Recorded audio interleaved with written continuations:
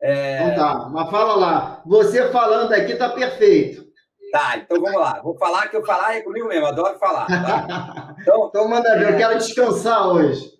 eu criei uma hashtag chamada Aposentado aos 45, tá?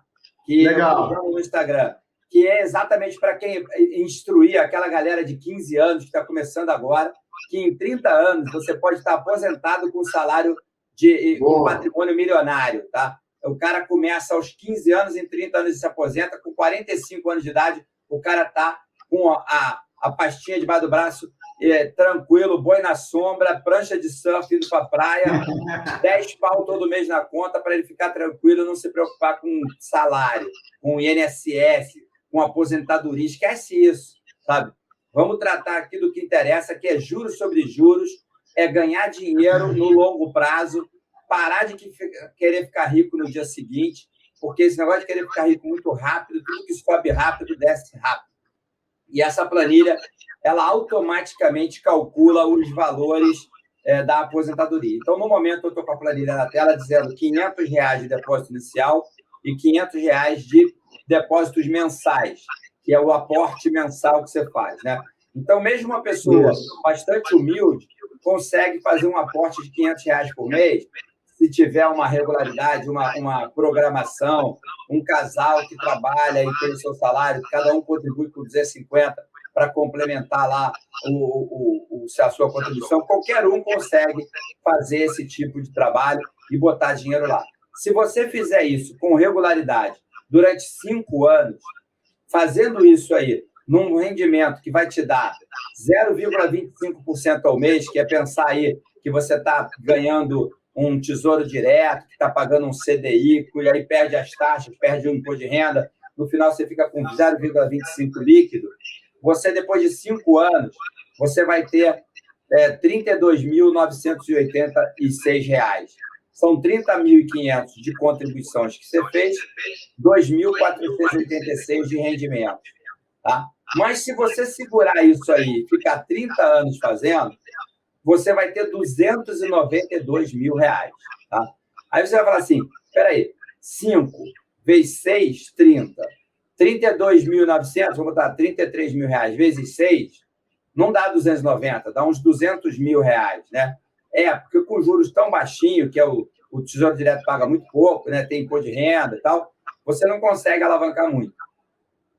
Se você investir, ao invés de investir em Tesouro Direto, que é um rendimento muito baixo, passar para investir em renda fixa privada, em CDBs de bancos ou equivalentes, que hoje, por exemplo, eu vi aqui aqui na Zeus Capital, que o pessoal que não sabe, eu tenho uma gestora de capital, eu trabalho aqui com a Zeus Capital, e aqui na nossa tela a gente trabalha com a XP Investimentos, e na nossa tela, hoje de manhã, quando eu abri o computador, apareceu renda fixa pré-fixada com 13,5% ao ano.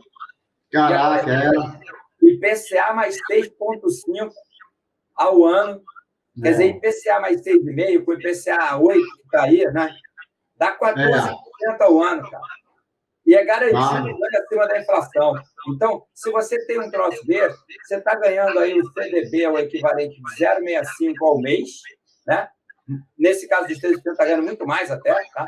E tem CDB desse para 2030, quer dizer, você vai ficar aí 9 anos ganhando 13% ao ano, que é um excelente rendimento, tá? Sim. E você aportando R$ 500 todo mês, você, depois de 30 anos, poderia ter R$ 724.000, ou seja, mais do que o dobro do que se você deixasse o mesmo dinheiro em Tesouro Direto.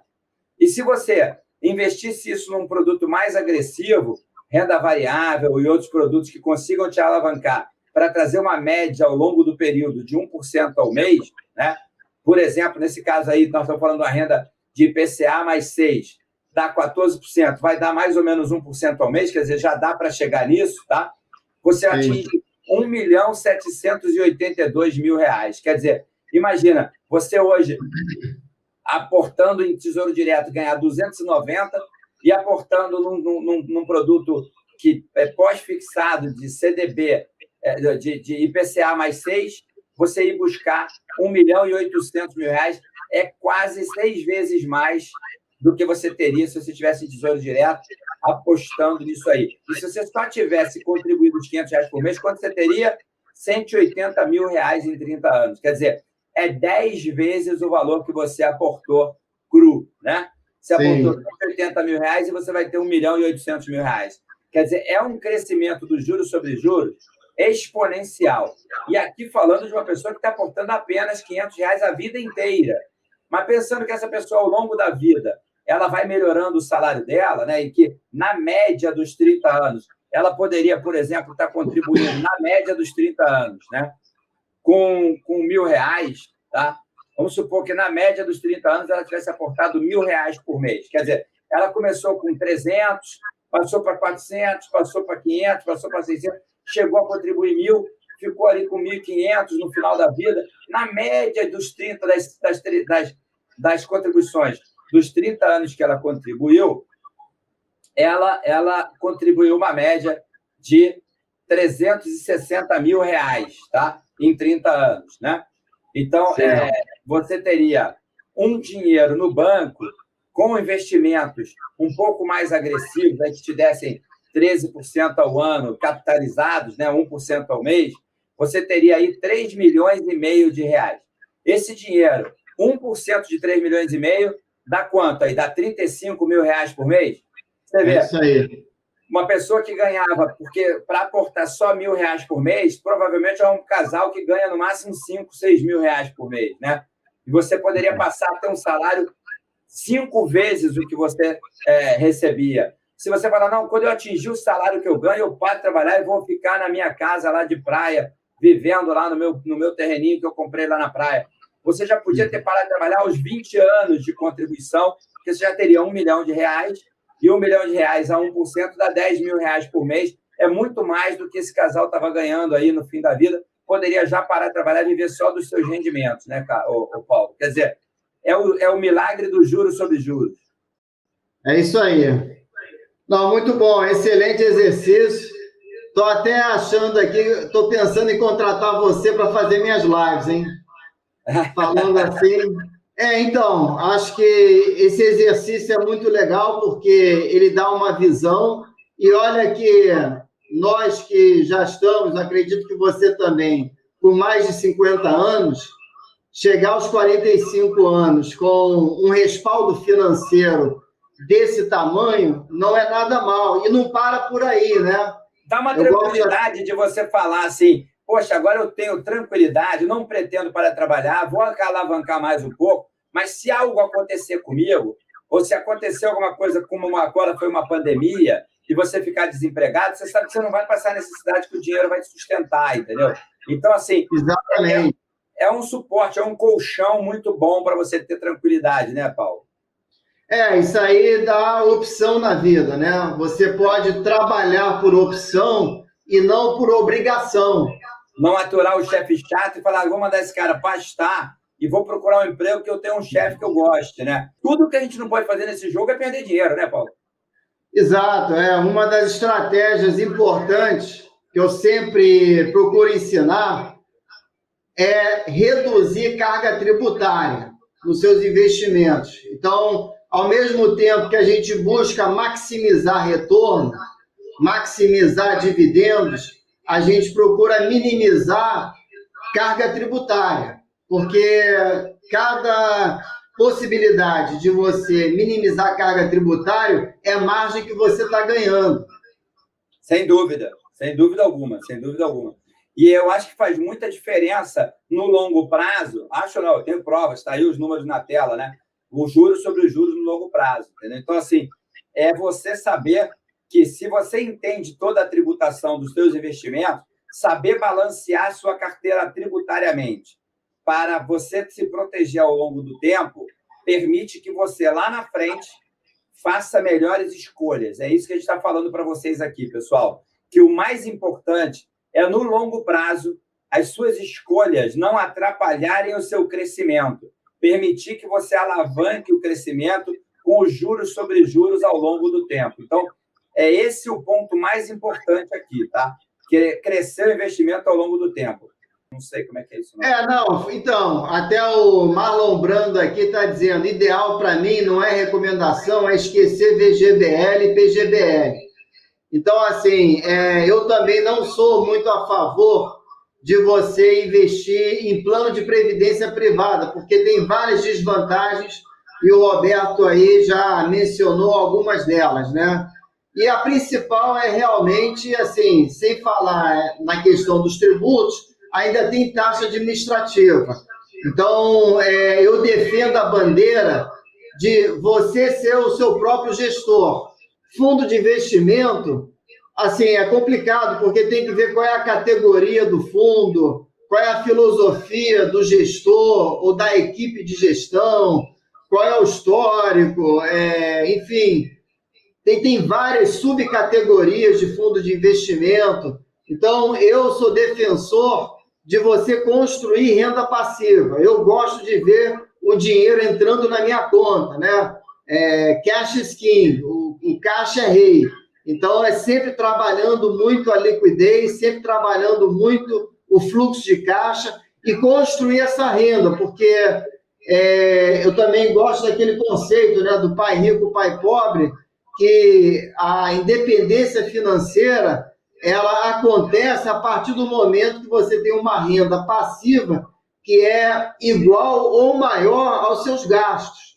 Então, isso é o que define realmente a tão sonhada e almejada liberdade financeira, né? Que aí você pode continuar trabalhando, mas por opção e não por obrigação. Então, esse trabalho de construir renda e renda passiva, foco na renda, pode ser juros também, ainda mais agora nesse momento, como nós estamos vendo acontecer, em que os juros já estão subindo, e a gente consegue aí fazer investimentos em ativos de renda fixa que vão proporcionar 2 dígitos, ou seja, 10, 11, 12, 13, até 14%. Voltou aí a era da Dilma, né? Então, assim, e aí você pode... Tem fundo aí de 13% para 2031. Então, você imagina, garantir 10 anos de rendimento a 13% ao ano, cara. Botar aqui nessa tabela onde a gente botou ali 1% ao mês, que está aí no YouTube, tá? Para quem está no YouTube, essa garantia de 1% ao mês, isso está garantido hoje, tá? É só ir buscar um CDB, que eu tenho CDB do Agibank hoje na XP, pagando 13% ao ano. Não, isso é legal. Isso é legal, garantido porque... pelo Fundo Garantidor de Crédito, né? Então, inclusive, né, assim, eu também sou a favor, apesar de eu ser um cara de ações, né, de investimento de caráter previdenciário, de você montar a sua carteira de dividendos, em épocas que você tem os juros muito altos, eu acho que vale a pena sim, porque é sempre bom ter uma parcela em renda fixa de qualquer maneira, até mesmo como colchão de liquidez, para você blindar a sua carteira e não ter que ser obrigado ou se encontrar numa posição de ter que vender ações para pagar conta. Então, por isso que eu sempre defendo a questão aí, estrategicamente falando, para você ter renda fixa, para você ter um caixa. E quando, né, o mercado te dá uns juros desse tamanho aí, você pode aplicar estratégias de renda fixa para também maximizar os seus juros e garantir uma taxa composta alta que vai contribuir para que você tenha ganhos exponenciais, né, e continue aí fazendo o seu dinheiro crescer e trabalhar para você de uma forma segura, respeitando o seu perfil, a sua experiência, o seu conhecimento. Então, e os juros estão aumentando porque tem mais incerteza no ar, né? O mercado está mais nervoso, está mais pessimista. Então, é um momento aí que o investidor, principalmente aqueles que reclamam, né, que a renda fixa não é mais a mesma, que costumava ganhar muito dinheiro, investindo mal, escolhendo mal os ativos, mas mesmo assim os juros eram tão altos que não incomodava muita gente por uma questão de comodidade e conveniência ser mal remunerado ou ser remunerado abaixo da média do mercado. Porque quando os juros eram muito altos, na casa aí de 12, 13, 14,25%, você receber 80% do CDI nem era tão ruim, porque você ainda ficava ali na casa dos 2 dígitos, perto de 10%, embora estivesse deixando dinheiro na mesa. Mas tudo bem. Então, agora, assim, eu sou a favor, quando você tem um bom ativo que te remunera de forma consistente, recorrente, crescente e perpétua, né? Porque 2031 ainda vai chegar um dia. E quando chegar, você vai ter que se desfazer daquela aplicação e vai ser tributado ainda, né? Mesmo que seja na alíquota menor, lá dos 15%. Mas mesmo assim, você vai ter que vender, vai ter que se desfazer daquele ativo e reaplicar no que tiver disponível no momento. E a gente não sabe como é que vai estar a taxa de juros em 2031. Então, mas, né, isso é só uma observação que eu gosto de fazer para mostrar o benefício de você ser um holder de uma ação de longuíssimo prazo, porque a renda que você obtém de um ativo, né, de uma ação boa pagadora de dividendo, é que você recebe uma renda recorrente, crescente e perpétua. E o Marlon Brando aqui no YouTube, ele está falando, né, que o plano de previdência privado, ele é bom para questões sucessórias. Eu também até pensava assim, mas ultimamente eu venho até questionando essa questão de, né, de ser um dos benefícios do plano de previdência privada a questão sucessória. Eu hoje tenho um pouco de reserva, mas eu não vou entrar nesse mérito, só estou mencionando aqui, né, porque o Marlon Brando mencionou aqui, o direito sucessório é legal, sim, mas às vezes fica tanto tempo num fundo de previdência privado que ele poderia render mais em outro ativo, que não fosse um VGBL ou um PGBL, tá? Mas isso aí é uma outra questão. Só quero fazer essa observação, mas não quero realmente entrar no mérito, só mesmo aqui puxando o gancho, né? E agradecer aí a participação do Marlon Brando. Mas eu fiz até um vídeo falando sobre o plano de previdência privado e apontando as desvantagens, né? As muitas desvantagens do plano de previdência privado, mas tem um vídeo meu que eu exploro bastante essas questões aí. Mas, enfim, voltando para as ações, o que eu gosto, né, das ações é que, além dela ser recorrente e crescente, parte de um pressuposto, né? As clássicas. Não estou falando aí de você especular, de empresa novata, de IPO, né? São aquelas clássicas, aquelas que eu chamo também de Eldorados, ou seja, são as empresas que agregam valor paulatinamente ao acionista ano após ano, sistematicamente, religiosamente, e principalmente através dos dividendos. Essas empresas, elas conseguem se perpetuar. Então, elas podem ser grandes candidatas, grandes parceiras, para contribuir de forma generosa para a nossa aposentadoria. Eu gosto sempre, Paul, de falar que uma carteira bem balanceada é a mais segura, tá?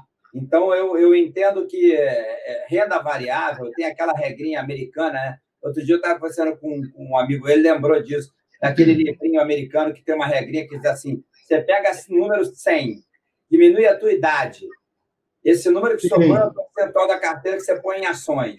Então, você tem 20 anos, 100 menos 20 dá 80. Isso é 80% em ações. E 20% você botar lá numa renda fixa que tem algum grau de risco, né? Para você botar num CDB, botar em alguma coisa que possa crescer. Porque não adianta botar tudo em tesouro direto que não vai a lugar nenhum, tá? Então, é botar em para ajudar a crescer. Quando você tem 50 anos, 100 menos 50 é 50. Se você botar 50% em renda variável lá nas ações, e os outros 50% você vai escolher ativos de renda fixa, pós, pré, para dividir a carteira. Por quê? Porque à medida que você vai envelhecendo, você diminui o risco, né? Vai diminuindo as ações, vai botando um pouco mais em renda fixa. Eu gosto muito de trabalhar isso. E dentro dessa premissa, trabalhar a tributação. Então, quando vai vindo aqui para a renda fixa, dá para a gente pensar que a renda fixa tem lá LCI, LCA, tem CRI, tem CRA, tem debênture incentivada, que é isento. Então, hoje, na plataforma da XP aqui, a gente tem debênture incentivada pagando IPCA mais 6,5%, sem imposto de renda. Quer dizer, um investimento que é isento, pagando o IPCA, que é a inflação, garante que você vai ganhar da inflação e ainda vai levar 6,5% de lambuja. Quer dizer, cara, isso não tem igual, isso é uma coisa maravilhosa. Entendeu? Ah, mas tem um problema que a debênture incentivada, Roberto, não tem FGC. Não tem garantia da FGC. Tem que procurar uma instituição que está vendendo e seja uma boa instituição, né? Um Infraero da vida, uma empresa de grande porte que você sabe que é sólida, não vai pegar isso e comprar Oi, né? Não vai comprar uma... Então, Roberto, não, bacana, mas eu gosto de contextualizar a situação da pessoa. Então, por exemplo, eu conheço essa regra aí americana, ela é antiga, mas, assim, eu acho que depende muito da situação. Por exemplo, como disse um amigo meu, se o camarada tem 100 milhões, né, numa carteira de ações, e recebe 6% ao ano, ele está recebendo aí 6 milhões entrando. Então, assim, e se ele gasta, vamos dizer, 10%, 600 mil, gasta 50 por mês, ele não está muito preocupado com oscilação. Não. Concorda? Concordo. Ele não está muito, ele não precisa ficar muito preocupado com oscilação. Se ele tiver 80 milhões ou 120, né? Eu exagerei um pouco aí no número, mas eu acho que isso também se aplica para quem talvez tenha 10 milhões. Né? Então, vai depender muito qual é o estágio de situação, né? Necessidade. Claro, se a pessoa gasta muito, aí ela tem que se preocupar, mas aí é aquele dilema, né? Eu gosto de dizer o seguinte, que todos nós temos que fazer planejamento financeiro como se nós fôssemos viver até 100 anos de idade. Que pode viver. Se a gente... Oi? Porque você pode chegar lá, né? Você pode chegar lá. Eu acho que as pessoas estão vivendo cada vez mais, e se você chegar lá, ou perto disso, você vai precisar de grana.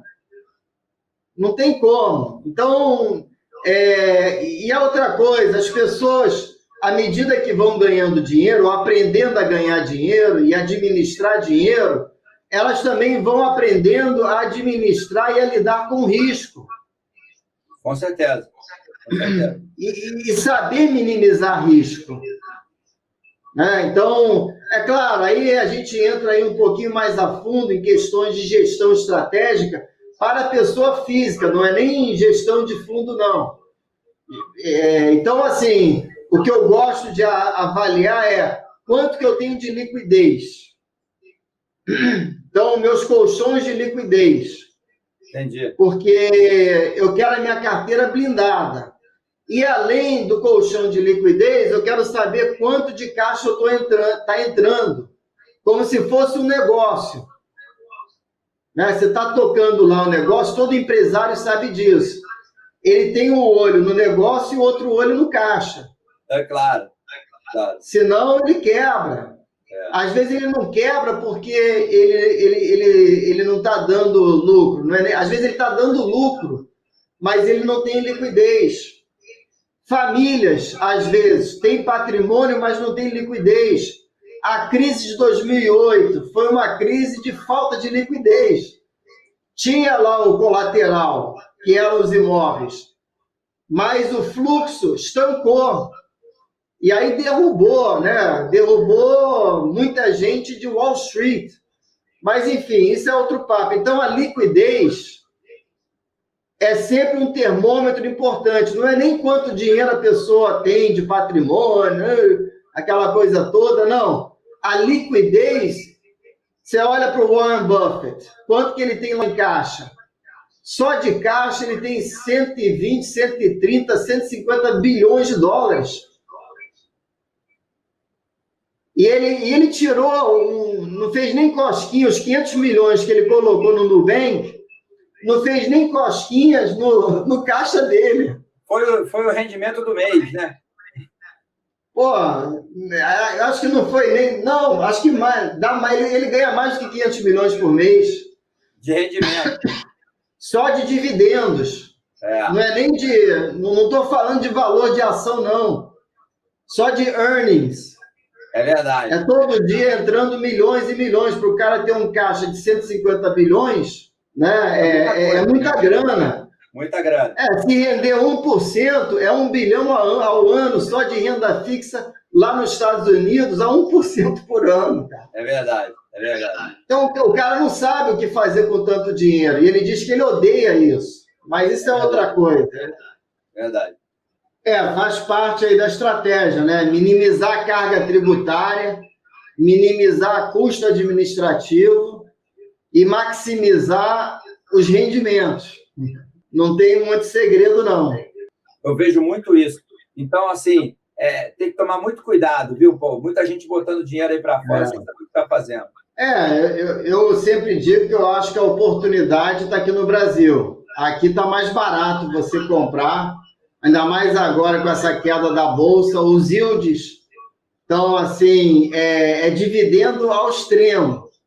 Então, você comprar hoje uma ação do Banco do Brasil, por exemplo, vai ganhar 15% de yield.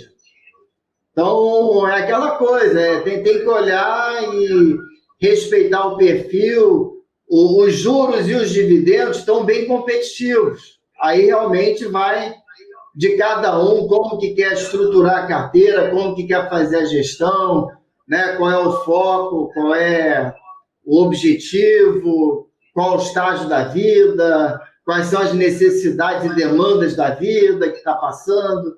Então, tudo isso tem que ser levado em consideração. É verdade. Bom, Roberto, eu acho que a gente já fez aí, né? Cobrimos bem aí o material. Gostei muito aí dessa sua planilha. Eu vou te mandar a planilha para você passar aí para os seus seguidores. Tá. Não, manda sim. Já vai ficar aqui gravado. Já vou distribuir aqui no canal. O pessoal vai poder, né, ouvir principalmente a primeira parte, que você fez uma excelente explanação aí, do efeito bola de neve dos juros compostos no investimento de longo prazo, e que é possível realmente você chegar a um montante extraordinário, mesmo poupando pouco, mas sabendo escolher os ativos, com tranquilidade, com segurança, né? O dinheiro vai mais longe. Concordo. E começa a trabalhar para você. Então, essa que é a ideia. Muito legal aí. Gostei muito aí. Vou aproveitar, assim, essa planilha sua. Valeu mesmo. Tamo junto. Qualquer coisa é só me chamar. Estou por aqui, viu? Tá ok, Roberto. Então, felicidades aí na Espanha. Obrigado, boa noite. Boa noite a vocês pela audiência. Sucesso aí. Podem chamar aí no direct, tá? Isso aí, pessoal. Obrigado aí por mais uma participação. E semana que vem estamos aí de volta. Um abraço. Um abraço aí para todo mundo. Valeu, Roberto. Abraço. Outro.